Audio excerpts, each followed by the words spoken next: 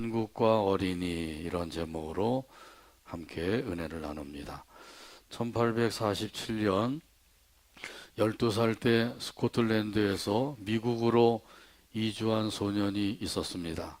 물론 부모님과 함께 이민을 온 것입니다.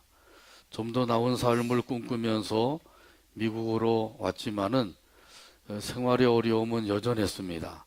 그래서 12살짜리 이 소년도 일하지 않을 수 없었습니다.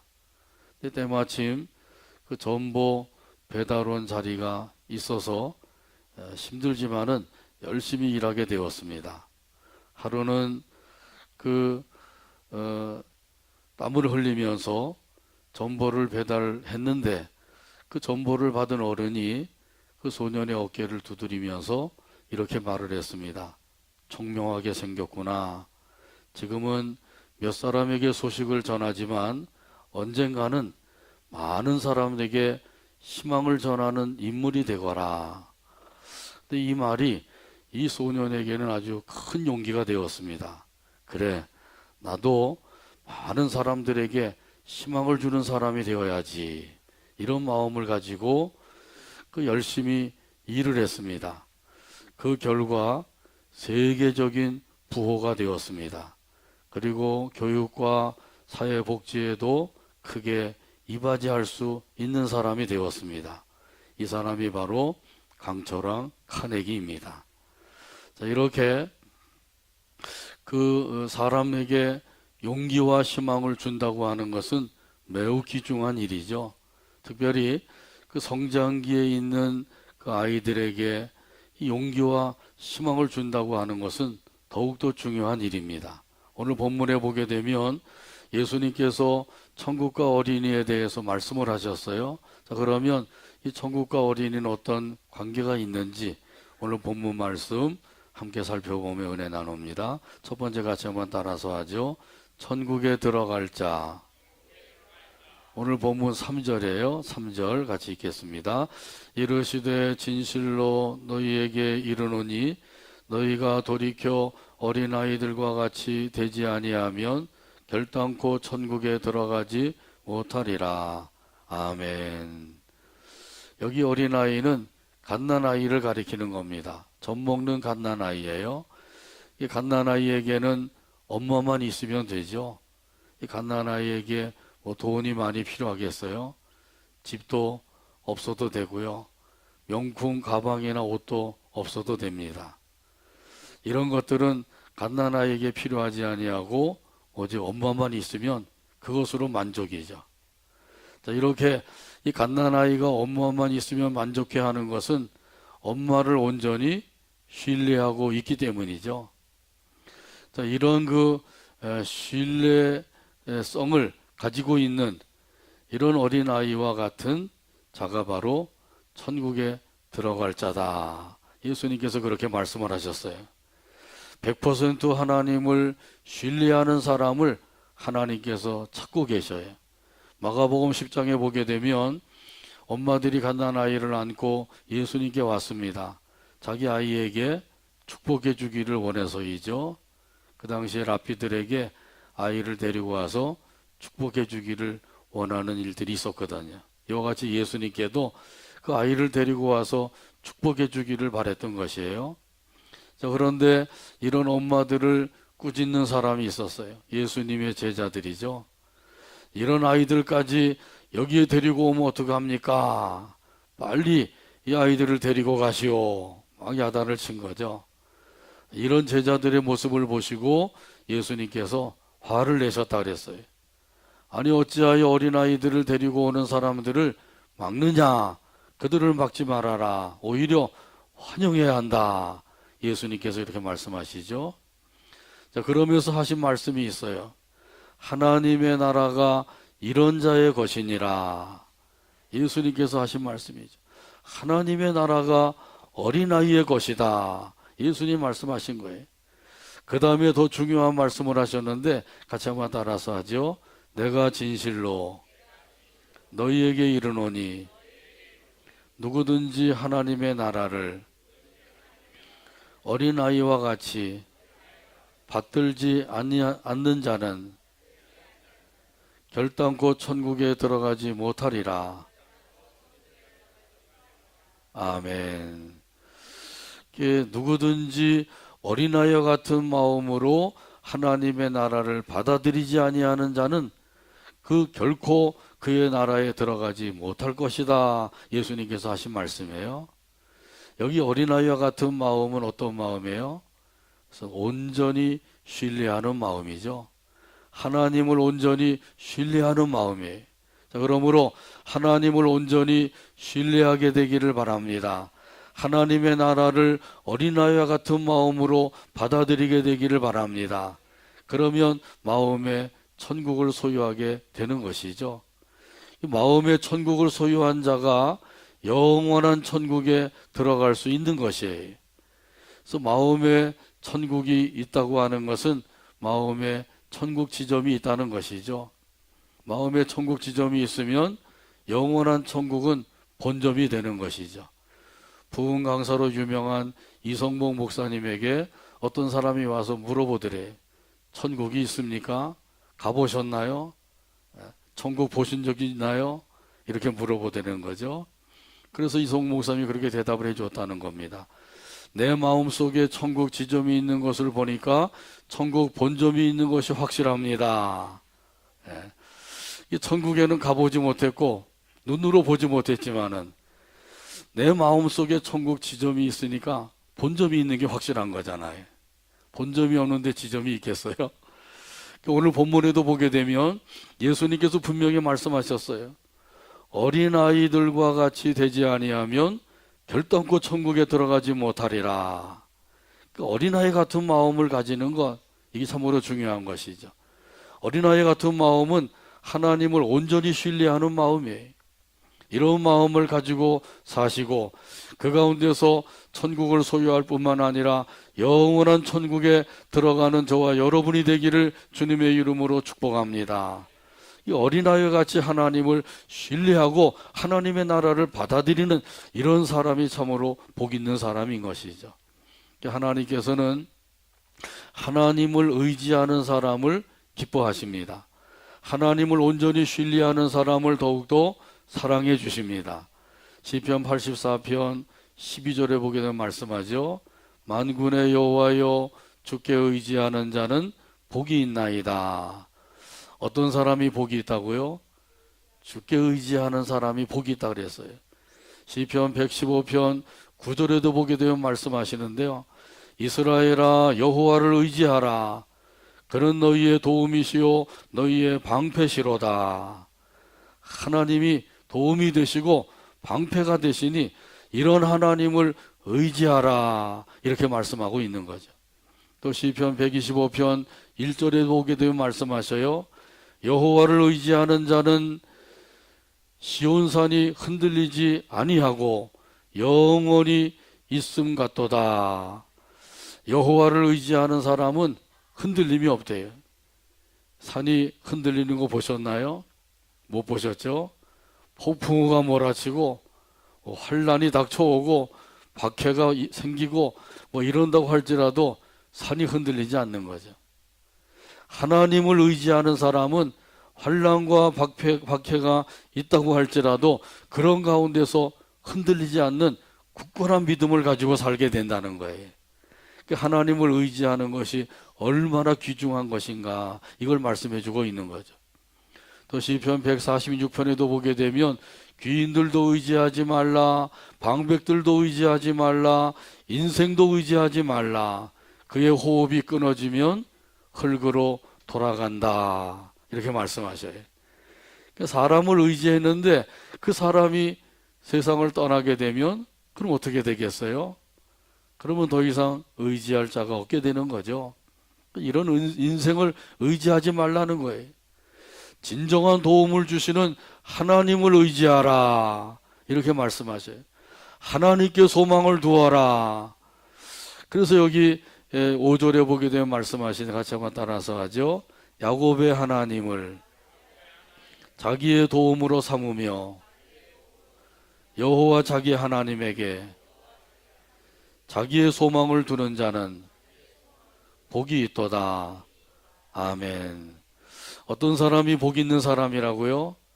하나님을 의지하고 하나님께 소망을 두는 사람이 복 있는 사람이라는 거예요. 이 말씀대로 하나님을 의지하고 하나님께 소망을 두고 살게 되기를 바랍니다. 찬송가 569장 1절에 보면 이런 가사가 있어요. 선한 목자 되신 우리 주 항상 인도하시고 푸른 풀밭 좋은 곳에서 우리 먹여 주소서. 선한 목자 구세주여 항상 인도하소서. 선한 목자 구세주여 항상 인도하소서. 569장 1절 가사를 생각하면서 찬양합니다.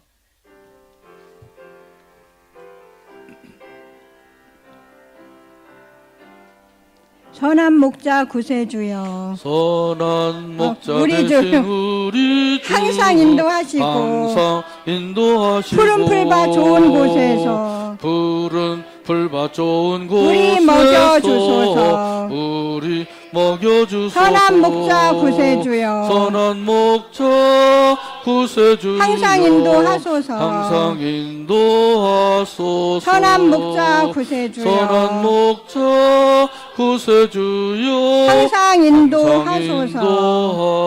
인도하소서. 아멘. 두 번째 같이 따라서 합니다. 천국에서 큰 자. 4절 말씀 같이 읽겠습니다. 그러므로 누구든지 이 어린아이와 같이 자기를 낮추는 사람이 천국에서 큰 자니라. 아멘. 여기 어린아이의 특징은 자기를 낮추는 것이죠. 겸손한 자세를 가리키고 있는 것이에요. 어린아이와 같이 자기를 낮추는 사람이 천국에서 큰 자니라.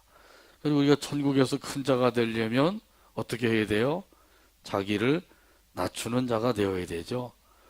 근데 보통 사람들은 자기를 높이고 싶어하는 마음들이 있어요. 그래서 목소리도 크게 내보고 목에 힘도 줘보고 자기 주장을 강하게 내세워 보기도 하고 자기 힘을 과시해 보기도 하고요. 심지어 다른 사람들을 짓밟고 올라가 보기도 하는 거죠. 자, 그런데 이렇게 하게 되면 그 당시에는 뭐가 되는 것 같지만은 결국은 낭패를 보게 된단 말이죠. 교만을 가지고 행하여서 잘 되는 일은 없는 거예요. 왜냐하면 하나님께서는 교만한 자를 대적하시기 때문이에요. 하나님이 대적하시면 살아남기 어려운 거죠. 그 자리에 서 있을 수가 없는 거예요. 결국은 다 엎드려지게 되고 넘어지고 쓰러질 수밖에 없단 말이죠. 자, 그러니까 교만해서 될 일은 하나도 없다는 것이죠. 하나님이 원하시는 것은 교만이 아니라 낮아지는 마음인 줄로 믿습니다. 겸손한 마음인 줄로 믿습니다. 자, 그러므로 예수님께서 말씀하신 대로 어린아이와 같이 자기를 낮추는 사람이 되는 것, 이것이 얼마나 귀한 것인지. 이 겸손한 자를 하나님께서 사랑하셔요. 이런 사람이 천국에서 큰 자가 된다라고 말씀하시죠.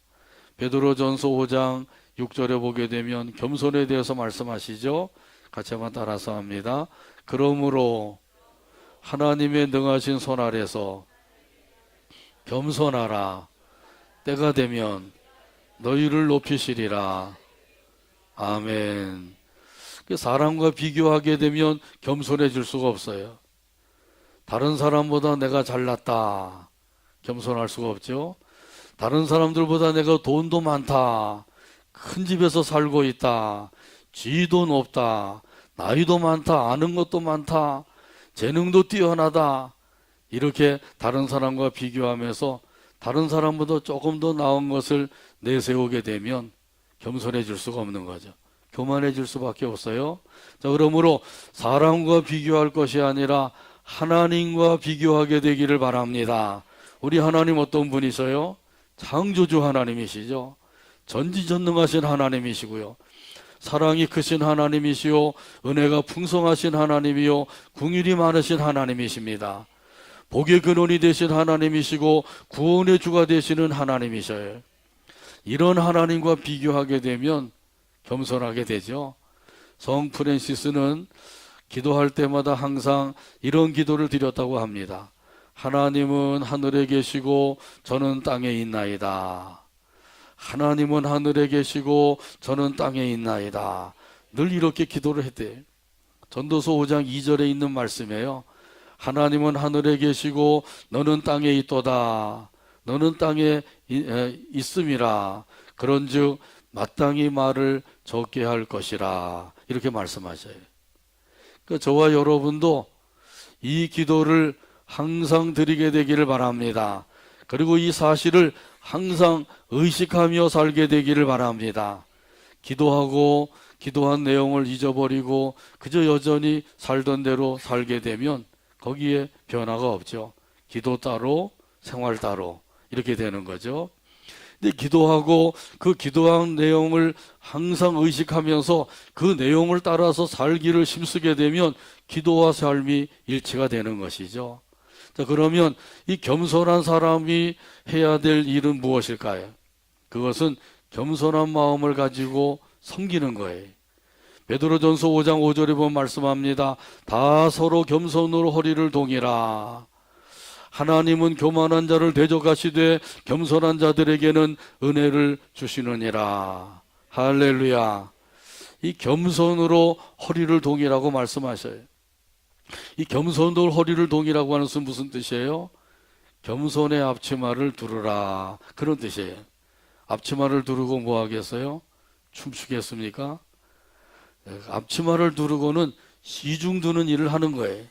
옛날 하인들이 주인들을 위해서 음식을 준비하고 주인이 식사를 할 때까지 시중을 들고 다 하고 난 다음에 그 다음에 뒤처리를 하고 자기가 나중에 음식을 먹는 것이죠. 이처럼 이 겸손한 마음을 가진 사람은 섬기는 일을 해야 된다는 거예요. 겸손한 마음을 가지고 섬기는 일, 이것은 예수님께서 보여주신 본을 따라서 사는 거예요.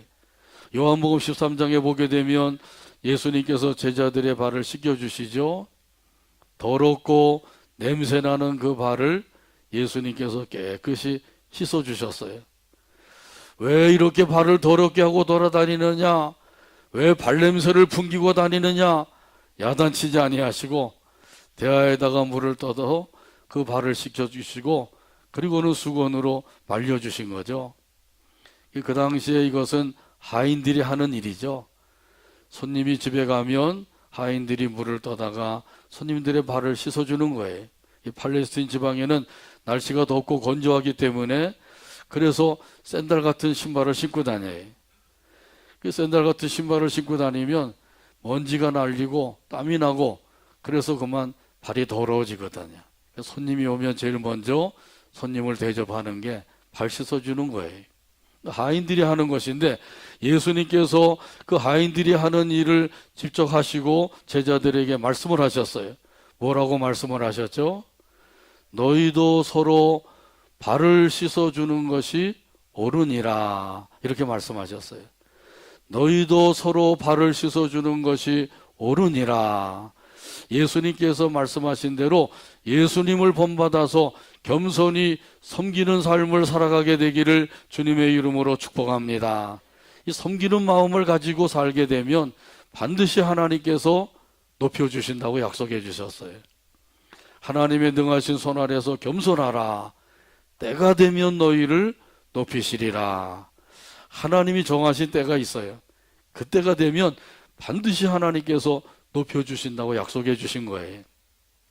우리는 하나님께서 정해주신 때가 있다고 하는 사실을 믿고 그 믿음을 가지고 그 믿음 안에서 열심히 겸손히 섬기면서 살면 하나님께서 때를 따라서 높여주시는 줄로 믿습니다. 우리 하나님께서 겸손한 자에게 은혜를 베풀어 주신다고 약속해 주셨죠. 잠언 3장 34절에 보게 되면 말씀하셔요. 한번 따라서 하죠. 진실로 그는 거만한 자를 비웃으시며 겸손한 자에게 은혜를 베푸시나니. 아멘. 그래서 하나님께서 이 겸손한 자를 얼마나 사랑하시는지 그걸 알 수 있는 말씀이죠. 그래서 겸손한 자에게 은혜를 베풀어 주신대. 겸손한 마음을 가지고 있으면 항상 은혜를 받게 돼 있는 거죠. 말씀을 통해서도 은혜 받고 찬송을 부르면서도 은혜 받고 기도를 드리면서도 은혜 받고 그리고 교회를 섬기면서도 은혜를 받게 되는 줄로 믿습니다. 또 잠언 15장 33절에 보면 겸손에 대해서 이렇게 말씀하셨어요. 겸손은 존귀의 길잡이니라. 겸손하게 되면 존귀로 나가는 길잡이가 된대요. 잠언 22장 4절에 보면 또 이런 말씀이 있어요. 겸손과 여호와를 경외함의 보상은 재물과 영광과 생명이니라. 겸손하게 섬기고 또 하나님을 경외함으로 섬기게 되면 이런 사람들에게 하나님께서 재물도 주시고 영광도 얻게 하시고 생명의 날을 길게 해주신다, 이런 말씀이란 말이죠. 여기 영광에 대한 말씀은 잠언 29장 23절에도 말씀하셔요. 거기 보면 이렇게 말씀합니다. 마음이 겸손하면 영예를 얻느니라. 마음이 겸손하면 영예를 얻게 된대요. 영광을 얻게 된다는 거예요. 자, 그러니까 어린아이와 같이 자기를 낮추는 사람, 겸손히 섬기는 사람, 이런 사람을 하나님께서 반드시 때가 되면 높여주시고 이런 이들에게 은혜를 부어주시고 약속하신 모든 것을 이룸받게 해주시는 줄로 믿습니다. 우리 옆 사람들에게 말씀해 주세요. 겸손히 섬기세요. 이렇게 되기를 바랍니다. 세 번째, 마지막으로 같이 따라서 하죠. 예수님을 영접하는 자. 5절 말씀이에요. 5절 같이 읽습니다. 또 누구든지 내 이름으로 이런 어린아이 하나를 영접하면 곧 나를 영접함이니. 아멘. 여기 이런 어린아이는 어떤 어린아이인가요? 하나님을 신뢰하고 겸손히 섬기는 사람을 가리키는 거죠. 이런 사람을 영접하면 곧 나를 영접하는 것과 같다, 예수님께서 말씀하신 거예요. 그래서 예수님을 영접하는 일, 이 얼마나 귀한 일이에요. 예수님을 우리 집에 모시고 식사 대접을 하게 되었다. 그럼 무한한 영광이죠. 홍복이란 말이죠. 그런데 이 어린아이를 영접하는 것이 바로 예수님을 영접하는 것과 같다고 말씀하고 계신 거예요. 오래전에 그 원종수 권사님의 간증을 들은 기억이 나요. 이 원종수 권사님이 학생이었을 때 그때 그 어머니가 예수님을 믿으시고 그 믿음 안에서 살면서 거지들을 모셔다가 그 옷을 빨아주고 밥을 해서 먹여주고 이런 일들을 열심히 하셨대요. 근데 학생인 이 종수는 그게 싫었다는 거죠. 저 거지 어른들 옷을 좀 벗겨드려라. 그러면 그 옷이 얼마나 더럽고 냄새가 나는지 손을 대기도 힘들다는 거예요. 그래서 손을 안 대고 막대기를 주워다가 막대기로 그 옷을 이렇게 걸쳐가지고 그걸 벗겨드리고 그랬다는 거죠. 그때는 그게 그렇게 싫었는데 이분이 이제 예수님을 믿고 의사가 되어서 미국에 가서 의사로서 일을 하는 가운데 한 번은 기도하는데 예수님께서 말씀하시더래요. 그가 나였다. 그렇게 말씀하시더래요. 미국에 가 있으니까 또 영어로 말씀하시더래요. He was me. 그러더라는 거죠. 그가 나였다. 그게 바로 그 거지들이 예수님이었다는 거죠. 그 어머니는 바로 예수님을 그렇게 잘 영접해서 예수님을 다 대접을 한 거예요. 뭐 그런 이야기들이 많이 들리잖아요. 자, 이렇게 예수님께서는 신뢰성과 겸손성을 가지고 있는 이 어린아이들을 영접하는 것을 마치 자기 자신을 영접하는 것과 같이 여기신다는 말씀이에요. 이 어린아이들을 예수님께서는 자기 자신과 동일시하고 계신다는 것이죠. 자, 그러므로 이런 어린아이를 영접하는 것은 곧 예수님을 영접하는 것이요, 이런 아이들을 실족하게 하는 것은 곧 예수님께 큰 죄를 짓는 것이 된다는 것이에요. 얼마나 큰 죄를 짓는 것인지 그 목에다가 연자맷돌을 메고 깊은 바다에 빠지는 것이 낫다, 이렇게 말씀하고 계시잖아요. 여기 연자맷돌은 아주 큰 맷돌이에요. 말이나 나귀가 돌릴 수 있는 큰 맷돌이죠. 사람이 돌리기는 아주 너무 커서 돌리기 어려운 것인데 그 짐승들을 이용해서 이 연자맷돌을 돌렸거든요. 이런 연자맷돌을 목에 메고 깊은 바다에 빠지면 어떻게 되겠어요? 그러면 흔적조차 찾을 수 없게 되는 거죠. 자, 그러니까 여기 믿는 자 중에 하나를 이렇게 실족하게 하는 것이 바로 큰 죄가 된다. 이걸 말씀해 주고 있는 거죠. 여기 실족하게 한다고 하는 것은 올무를 놓는다, 덫을 놓는다, 함정을 파놓는다, 그런 뜻이에요. 사람들 앞에다가 올무를 놓고 덫을 놓고 그리고 함정을 파놓고 그럼 어떻게 되겠어요? 거기에 걸리고 빠지게 되면 고통을 당하다가 죽는 거예요. 이것이 바로 실족하게 한다는 것이죠. 이런 일이 없을 수는 없지만은 이런 일이 있는 자에게는 화가 있도다. 여기 화라고 하는 것은 저주예요. 저주가 있도다. 예수님이 그렇게 말씀하고 계시잖아요. 고의로 이렇게 한다고 하면 그 죄는 용서받기가 어려운 거죠. 그런데 모르고 그렇게 한다고 할지라도 그 죄가 있다는 거예요.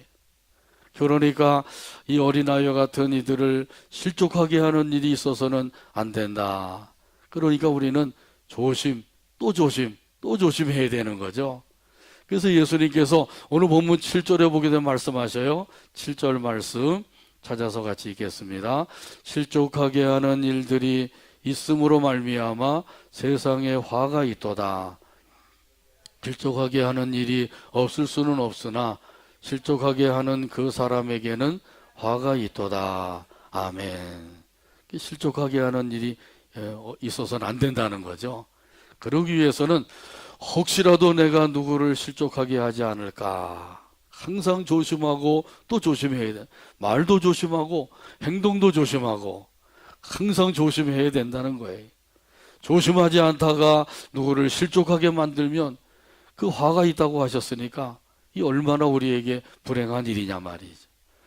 예수님을 영접하는 마음을 가지고 어린아이 같은 이들을 영접하는 것, 이 믿는 자 중 작은 자 중 하나를 영접하는 것이 바로 나를 영접하는 것이다. 예수님께서 말씀하셨어요. 우리가 보기에는 힘도 없고 연약하고 그리고 또 무시할 수도 있고 하찮게 여길 수도 있는 사람이라고 할지라도 이런 사람들 실족하게 하는 것이 아니라 예수님을 영접하는 마음을 가지고 잘 영접하면서 살아가게 되기를 주님의 이름으로 축복합니다. 그럼 우리 주님께서 기뻐하시는 거예요. 내가 나를 영접했구나, 나를 대접했구나, 참으로 내 마음이 기쁘다, 좋다, 내가 너에게 더 은혜를 주고 복을 내려주겠다. 예수님이 그러실 거란 말이죠. 오늘 말씀을 맺습니다. 예수님께서는 어린아이와 같이 자기를 낮추고 하나님을 신뢰하는 사람들을 기뻐하신다는 거죠. 이런 사람들이 천국에 들어갈 것이고 천국에서 큰 자가 될 것이고 예수님을 영접하는 자가 될 것이라는 거예요.